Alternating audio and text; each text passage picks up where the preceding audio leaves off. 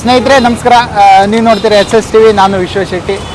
ನಮ್ಮ ಚಾನಲಲ್ಲೆಲ್ಲ ನೀವು ನೋಡ್ದಿರ್ತೀರ, ಸಿನಿಮಾಗೆ ಸಂಬಂಧಪಟ್ಟವರು ಸೆಲೆಬ್ರಿಟಿ ಅವ್ರನ್ನ ಇಂಟರ್ವ್ಯೂ ಮಾಡ್ತಾನೆ ಇರ್ತೀವಿ, ಸಂದರ್ಶನ ನಡೆಸ್ತಾನೆ ಇರ್ತೀವಿ. ಇವತ್ತು ಒಬ್ಬರು ಪಬ್ಲಿಕ್ ರಿಯಲ್ ಹೀರೋ ಅಂತಲೇ ಹೇಳ್ಬೋದು. ಈ ಮಾತನ್ನು ನಾನು ಹೇಳ್ತಾ ಇಲ್ಲ, ಒಂದು ಸಂದರ್ಶನದಲ್ಲಿ ನಮ್ಮ ಡಿ ಬಾಸ್ ಅವ್ರು ಹೇಳ್ಕೊಂಡಿದ್ರು. ನಾಗರಬಾವಿಯಲ್ಲಿ ಒಂದು ಚಾಟ್ಸ್ ಅಂಗಡಿ ಇದೆ, ಅಲ್ಲಿ ನಾನು ಹೋಗಬೇಕು. ಅವರು ಅಂಗವಿಕಲರು ಆದರೂ ಕೂಡ ನಿಯತ್ತಿಂದ ದುಡಿಮೆ ಮಾಡ್ತಿದ್ದಾರೆ, ಅಂಥವರೆಲ್ಲ ನಮಗೆ ಸ್ಫೂರ್ತಿ ಆಗ್ತಾರೆ ಅಂತ ಹೇಳ್ತಾ ಇದ್ರು. ನಾವು ಇವತ್ತು ಆ ಹೊಟ್ಟೆಪಾಡು ಚಾಟ್ಸ್ ಅಂಗಡಿಗೆ ಬಂದಿದ್ವಿ. ನಮ್ಮ ಜೊತೆ ಓನರ್ ಆದಂಥವ್ರು ವೀರೇಶ್ ಅವರು ಇದ್ದಾರೆ. ಬನ್ನಿ ಅವ್ರನ್ನ ಮಾತಾಡಿಸ್ತಾ ಹೋಗ್ತೀನಿ. ವೀರೇಶ್ ಅವರೇ ನಮಸ್ಕಾರ. ನಮಸ್ಕಾರ ಸರ್. ತುಂಬ ಬ್ಯುಸಿ ಆಗಿದ್ರೆ ನಮ್ಮನ್ನ ಏನಾದ್ರು ತೊಂದರೆ ಆದರೆ? ತೊಂದರೆ ಏನಿಲ್ಲ ಸರ್, ನೀವು ಇಂಪಾರ್ಟೆಂಟ್ ಸರ್, ಬೇಕೇ ಬೇಕು ಸರ್. ಏನು ಅನಿಸ್ತಾ ಇದೆ ಅಂತ ನಿಮಗೆ? ಸರ್ ನನಗೆ ಈ ಥರ ಆಗುತ್ತೆ ಅಂತ ಎಕ್ಸ್ಪೆಕ್ಟೇಷನ್ ಇದ್ದಿದ್ದಿಲ್ಲ. ತುಂಬ ಒಂದನೇದ್ದು ತುಂಬ ಖುಷಿ ಆಗುತ್ತೆ. ಡಿ ಬಾಸ್ ಅವರೇ ಪಾದಗಳಿಗೆ ಶಿರಸಾಷ್ಟಾಂಗ ನಮಸ್ಕಾರಗಳು. ಯಾಕಂದರೆ ನಮ್ಮಂಥ ಫುಟ್ಪಾತ್ ಮೇಲೆ ಇರೋಂಥ ವ್ಯಾಪಾರಿಗಳನ್ನ ಅವ್ರು ಗುರುತಿಸಿದ್ದಾರೆ ಅಂದರೆ ಅದು ಸಾಮಾನ್ಯದ ವಿಷಯ ಅಲ್ಲ ಸರ್. ಅದು ಅಲ್ಲ, ಅವ್ರ ಮೈಂಡ್ ಸೆಟ್ಟಲ್ಲಿ ದೊಡ್ಡ ದೊಡ್ಡ ಸೆಲೆಬ್ರಿಟಿ ಅವರು, ಅವ್ರ ಮೈಂಡ್ ಸೆಟ್ಟಲ್ಲಿ ಇಂಥದ್ದು ಬಂದಿದೆ ಅಂದರೆ ಅದೇನೋ ದೇವ್ರ ಕೃಪೆ, ಅವ್ರ ಬಾಯಲ್ಲಿ ಹೇಳ್ಸಿದ್ದಾರೆ ಅಂತ ಸರ್.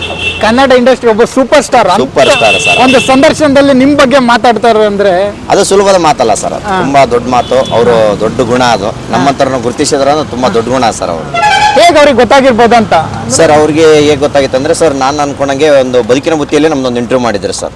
ಅದನ್ನ ಅವ್ರೇನೋ ಯೂಟ್ಯೂಬ್ ಚಾನಲ್ ಏನೋ ನೋಡ್ತಾ ಇರ್ಬೇಕಾರೆ ಅವ್ರು ಯಾರೋ ಫ್ರೆಂಡ್ಸ್ ಯಾರು ಹೇಳಿರ್ಬೋದು ಸರ್. ನನ್ನ ಅನಿಸಿಕೆ ಅದು ಬದುಕಿನ ಬುತ್ತಿಯಲ್ಲಿ ಒಂದು ಸಂದರ್ಶನದಲ್ಲಿ ನಮ್ದು ಇಂಟರ್ವ್ಯೂ ಮಾಡಿದ್ರೆ ಅದನ್ನ ನೋಡಿದ್ದಾರೆ ಸರ್. ಕ್ಲಿಪ್ ಅಲ್ಲಿ ಬಂದಿತ್ತು ಕೆಳಗಡೆ.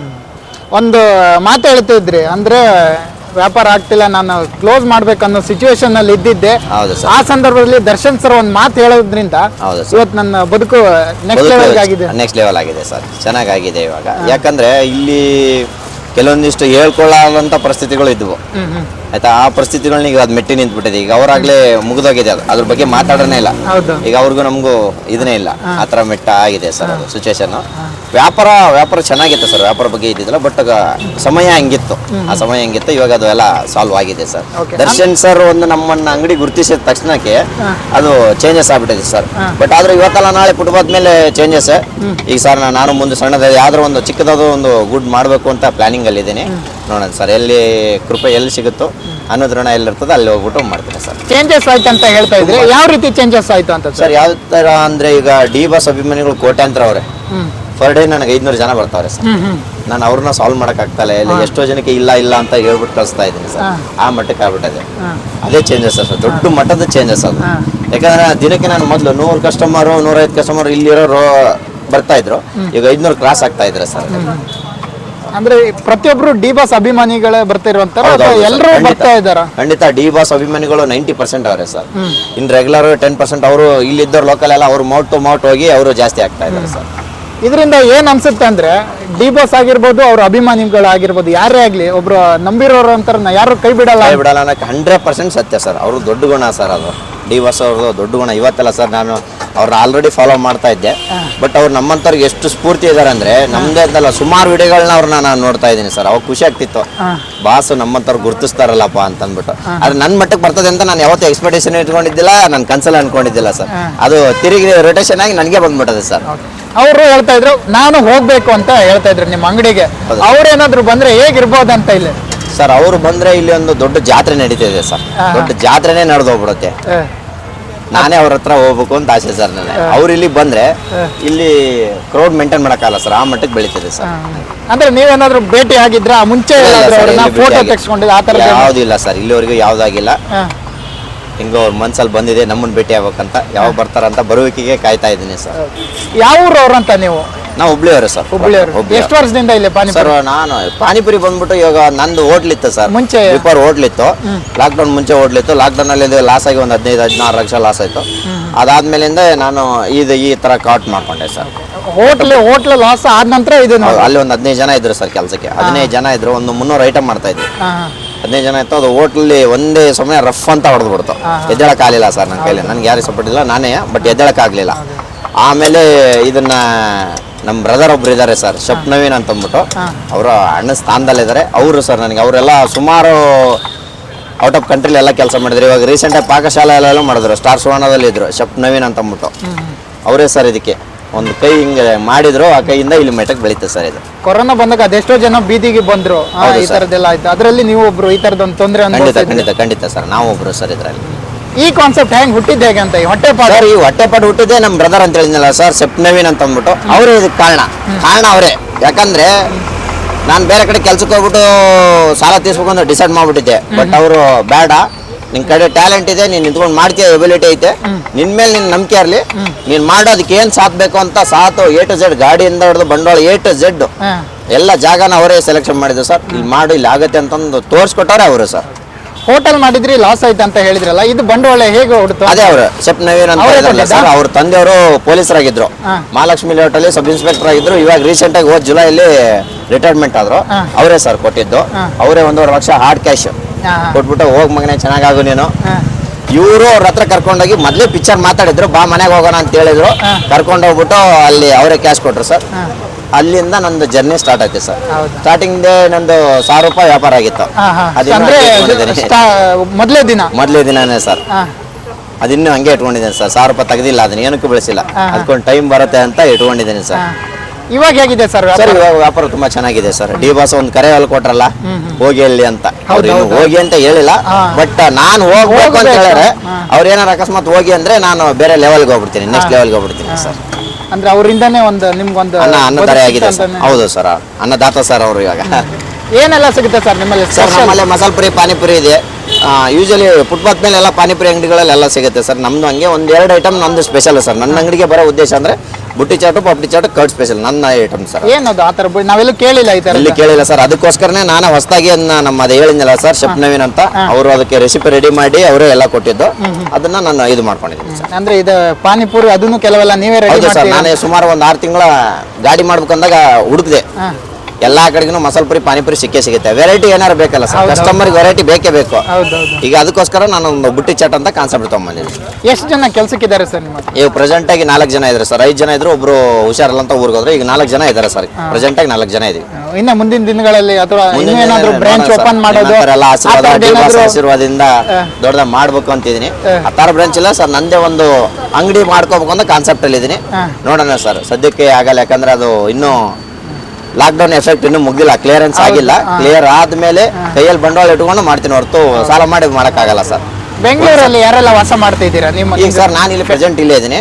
ನನ್ನ ತಮ್ಮ, ನಮ್ಮ ತಂಗಿ ಊರಲ್ಲೇ ಇದ್ದಾರೆ, ಅಪ್ಪ ಅಮ್ಮ ಎಲ್ಲ ಊರಲ್ಲೇ ಇದ್ದಾರೆ ಸರ್. ಮದುವೆ ಆಗಿದೆ? ಇಲ್ಲ ಸರ್, ಬ್ಯಾಚುಲರ್ ನಾವು. ಬ್ಯಾಚುಲರ್ ಅಂದ್ರೆ ಇವಾಗ ಒಂದು ಅಂಗವೈಕಲ್ಯ ಒಂದು ಕೊರತೆ ಇದ್ರೂ ಕೂಡ ಅದನ್ನೇ ಬಂಡವಾಳ ಆಗಿ ಮಾಡ್ಕೊಂಡು ಭಿಕ್ಷೆ ಬಿಡೋರು ಸಾವಿರಾರು ಜನ. ಸರ್ ಅದು ಅಂಗವಿಕಲತೆ ಅನ್ನೋದು ಕಾಣಿಸ್ತದೆ, ನಿಮಗೆ ಮಾತ್ರ ಕಾಣಿಸ್ತದೆ, ನನಗೆ ಇಲ್ಲ ಸರ್. ನಾನು ಬಿಟ್ಬಿಟ್ಟಿದ್ದೀನಿ ಅದು. ನಾನು ಅಂಗವಿಕಲ ಅಂತ ಅನ್ನೋದು ಬಿಟ್ಬಿಟ್ಟಿದ್ದೀನಿ, ಯಾವಾಗಲೂ ಬಿಟ್ಬಿಟ್ಟಿದ್ದೀನಿ ಸರ್. ನನ್ಗೆ ಏನ್ ಅನಿಸ್ತದೆ ಅದು ಮಾಡ್ತೀನಿ ಸರ್. ನಾನು ಈಗ ಪ್ರೆಸೆಂಟ್ ಆಗಿ 2 ವೀಲರ್ ಓಡಿಸ್ತೀನಿ, ಕಾರು ಓಡಿಸ್ತೀನಿ. ನನ್ನ ಅನುಕೂಲ ಹೆಂಗ್ ಬೇಕು ಹಂಗೆ ನಾನು ರೆಡಿ ಮಾಡ್ಕೊಂಡ್ಬಿಟ್ಟಿದ್ದೀನಿ ಅಷ್ಟೇ ಸರ್.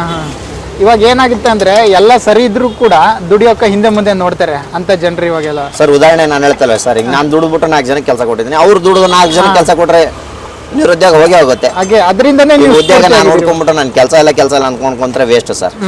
ಈಗ ನಾನು ಒಂದು ಸ್ವಂತ ಕೆಲಸ ಮಾಡಬೇಕು, ನನ್ನಿಂದ ಇನ್ನೊಬ್ರಿಗೆ ಯಾರು ಅವ್ರಿಗೊಂದು ಜೀವನ ಆಗತ್ತಲ್ವಾ, ಅವ್ರು ಏನಾರು ಕಲ್ತ್ಕೊಂಡು ಮತ್ತೆ ಅವರೊಂದೆಲ್ಲಾರು ಮಾಡ್ಬೋದಲ್ವಾ. ಹೌದು ಸರ್, ಅಷ್ಟೇ. ಒಂದು ಈ ಜನರೇಷನ್ ಒಂದು ಸ್ಫೂರ್ತಿ ಅಂತಾನೆ ಹೇಳ್ಬೋದು ನೀವು ಆ ರೀತಿ. ಖಂಡಿತ ಸ್ಫೂರ್ತಿ ಅಂತ ಏನಿಲ್ಲ ಸರ್, ನಮ್ಮ ಜೀವನ ನನ್ನ ದಾರಿ ನಾವೇ ನೋಡ್ಕೋಬೇಕು ಹೊರತು ಬೇರೆ ಯಾರಿಲ್ಲ ಸರ್. ಅಂದ್ರೆ ಇವಾಗ ಹೇಗಿದೆ ಅಂದ್ರೆ ಇವಾಗ ಹೇಗೆ ಅನಿಸ್ತಾ ಇದೆ ಅಂತ? ತುಂಬಾ ಚೆನ್ನಾಗಿದೆ ಸರ್, ಇವಾಗ ತುಂಬಾ ಚೆನ್ನಾಗಿದೆ ಎಲ್ಲ. ಈಗ ಡಿ ಬಾಸ್ ಅವರು ಒಂದು ಹೇಳಿದ್ರಲ್ಲ ಸರ್, ಅವ್ನು 4 ಜನಕ್ಕೆ ಕೆಲಸ ಕೊಟ್ಟಿದ್ದಾನೆ. ಆ ಕೆಲಸ ಕೊಟ್ಟಿದ್ದಾನೆ ಅನ್ನೋದಕ್ಕಿಂತ ಈಗ ಅವ್ರು ನಮ್ಮನ್ನು ನೋಡ್ಬಿಟ್ಟು ಇನ್ನೊಬ್ರು ಯಾರು ಸ್ಟಾರ್ಟ್ಅಪ್ ಒಂದು ಯಾವ್ದು ಸಣ್ಣ ಕಂಪ್ನಿ ಸ್ಟಾರ್ಟ್ ಮಾಡಿದ್ರು, 4-5 ಜನಕ್ಕೆ ಅವ್ರಿಗೆ ಕೆಲಸ ಕೊಡ್ಬೋದಲ್ಲ ಸರ್.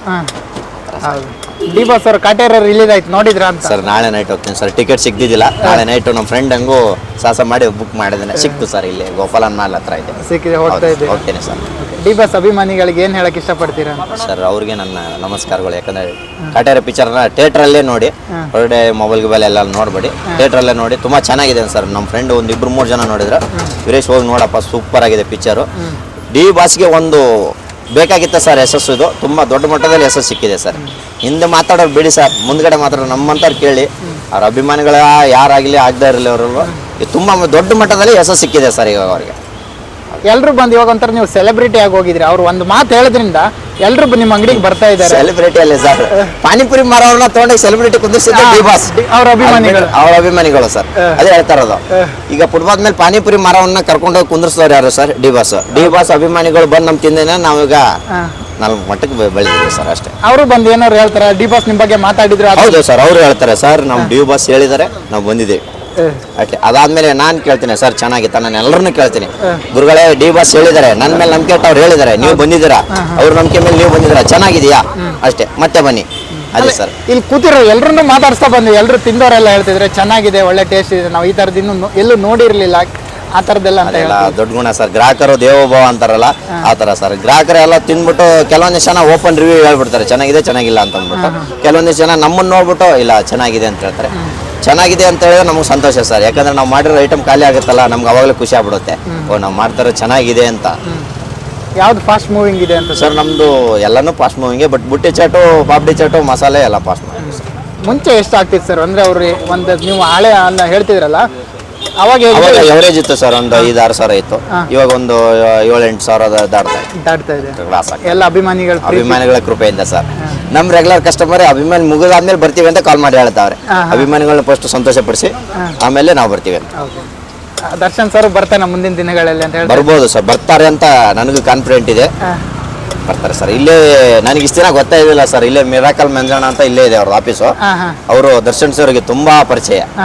ಅವ್ರು ಇವತ್ತು ಬಂದ್ಬಿಟ್ಟು ಹೇಳ್ಬಿಟ್ಟು ಹೋದ್ರು, ಯಾವಾಗಲೂ ನೀವು ಇಲ್ಲಿದ್ದಾಗ ಬಂದು ಮತ್ತೆ ಆ ಥರದಲ್ಲಿ ಮಾತಾಡೋದ್ರಲ್ಲ ಅವರೇ ಸರ್. ಹೌದೌದು, ಯಾವಾಗಲೂ ದರ್ಶನ್ ಸರ್ ಜೊತೆ ಇರ್ತಾರೆ. ಹೌದೌದು ಸರ್. ಜನರ ಸಪೋರ್ಟ್ ಎಲ್ಲ ನಿಮ್ಗೆ ತುಂಬಾ ಇದೆ, ಖುಷಿ ನೋಡಿದ್ರೆ ಏನ್ ಅನ್ಸುತ್ತೆ ಅಂತ ಇವಾಗ ಹೆಮ್ಮೆ ಆಗುತ್ತೆ ಸರ್, ಖುಷಿ ಆಗುತ್ತೆ. ದರ್ಶನ್ ಸರ್ ನಮ್ಮನ್ನು ಗುರುತಿಸಿ ಹೇಳಿದಾರಲ್ಲ, ತುಂಬಾ ಹೆಮ್ಮೆ ಆಗುತ್ತೆ. ಅವಾಗ ಆ ಅಭಿಮಾನಿಗಳು ನಮ್ಮನ್ನ ಒಂದು ಚೆನ್ನಾಗಿ ಮಟ್ಟಕ್ಕೆ ಒಳ್ಳೆ ಉತ್ತಮ ಮಟ್ಟಕ್ಕೆ ನೋಡ್ತಾ ಇದ್ರಲ್ಲ, ಅದು ಖುಷಿ ಆಗುತ್ತೆ ಸರ್. ನಿಮ್ಮ ಊರಲ್ಲೆಲ್ಲ ಏನ್ ಹೇಳ್ತಾರಂತೆ? ತುಂಬಾ ಖುಷಿ ಪಡ್ತಾರೆ ಸರ್. ತುಂಬಾ ನಮ್ಮ ಹುಡುಗ ಅವನು ಅಂತ ಹೇಳ್ತಾರೆ ಸರ್. ಹೌದು ಸರ್. ಫ್ಯಾಮಿಲಿ ಅಂದ್ರೆ ಈ ಸಪೋರ್ಟ್ ಹೇಗೆ ಎಲ್ಲರೂ ಚೆನ್ನಾಗಿದೆ ಮನೆ ಕಡೆ? ಎಲ್ಲ ಚೆನ್ನಾಗಿದೆ ಸರ್. ಬಟ್ ನಮ್ಮ ಇದು ಮಾಡ್ತೀನಿ ಅಂದಾಗ ನೀನ್ ಏನಾದ್ರು ಮಾಡು, ನಿಂದ ಇವಾಗ ನಾವಿರೋ ಗಂಟ ನಿನ್ನ ನೋಡ್ಕೊಂತೀವಿ, ನಾನು ಇಲ್ಲಿ ಕಾಲಕ್ಕೆ ಯಾರು ನೋಡ್ಕೊಂತಾರೆ ಅದು ಹೇಳಿದ್ದೆ ಸರ್. ಮುಂದೆ ಏನಾದ್ರು ಮದುವೆ ಆಗೋದು ಆ ಥರದ್ದು ಇರ್ತದೆ ಸರ್? ಸದ್ಯಕ್ಕೆ ನನ್ನ ಕನಸುಗಳು ಬೇರೆ ಇದಾವೆ, ಅದು ಫಸ್ಟ್ ಮಾಡ್ಕೊಂಡಾದ್ಮೇಲೆ ಮುಂದಕ್ಕೆ ನೋಡೋಣ. ಏನ್ ಕನಸು ಅಂತ? ಅದು ಬೇಡ ಸರ್. ಮುಂದೊಂದು ದಿನ ಮತ್ತೆ ಇದೇ ಚಾನಲ್ಗಳು ನನ್ನ ಗುರುತಿಸ್ತಾರೆ ಅಂತ ನನ್ನ ನಂಬಿಕೆ ಇದೆ, ಅದು ನೋಡ್ತೀನಿ. ಓಕೆ, ಕೊನೆಯದಾಗಿ ಡಿ ಬಾಸ್ ಅಭಿಮಾನಿಗಳಿಗೆ ಹೇಳೋದಾದ್ರೆ ಏನ್ ಹೇಳ್ತೀರಾ? ಏನ್ ಹೇಳೋದು ಸರ್, ಇವಾಗ ಕಾಟೇರ ಪಿಕ್ಚರ್ ರಿಲೀಸ್ ಆಗಿದೆ, ದಯವಿಟ್ಟು ಎಲ್ಲರೂ ಥಿಯೇಟ್ರಲ್ಲಿ ಹೋಗ್ಬಿಟ್ಟು ಚಿತ್ರ ನೋಡಿ ಅಂತ ನನ್ನ ಹಾರೈಕೆ. ಅದು 100 days ಓಡ್ಲಿ ಅಂತ ಶುಭ ಹಾರೈಸ್ತೀನಿ ಸರ್. ಇದಿಷ್ಟು ನಮ್ಮ ವೀರೇಶ್ ಅವರ ಮಾತಾಗಿದ್ದು. ಇರೋಂಥ ಎಷ್ಟೋ ಜನರು ನಮ್ಮಂಥವ್ರಿಗೆ ಸ್ಫೂರ್ತಿ ಅಂತಾನೆ ಹೇಳ್ಬೋದು. ಥ್ಯಾಂಕ್ ಯು ಸರ್, ಒಂದಿಷ್ಟು ಸಮಯ ನಮ್ಮ ಜೊತೆ ಕೊಟ್ಟಿದ್ದಕ್ಕೆ ತುಂಬ ಥ್ಯಾಂಕ್ಸು. ನಿಮಗೂ ಕೂಡ ಒಳ್ಳೇದಾಗಲಿ. ಯಾವಾಗಲೂ ದರ್ಶನ್ ಅಭಿಮಾನಿಗಳ ಸಪೋರ್ಟ್ ನಿಮ್ಮ ಮೇಲೆ ಇದ್ದೇ ಇರುತ್ತೆ. ಒಳ್ಳೇದಾಗಲಿ ಸರ್. Thank you sir. ನಮಸ್ತೆ ಸರ್, ನಿಮಗೂ ನಿಮ್ಮ ಟಿವಿಗೆ ಸರ್. SS ಟಿವಿ, ಸಿನಿಮಾ ಜಗತ್ತಿನ ಕ್ಷಣ ಕ್ಷಣದ ಸುದ್ದಿಯೊಂದಿಗೆ.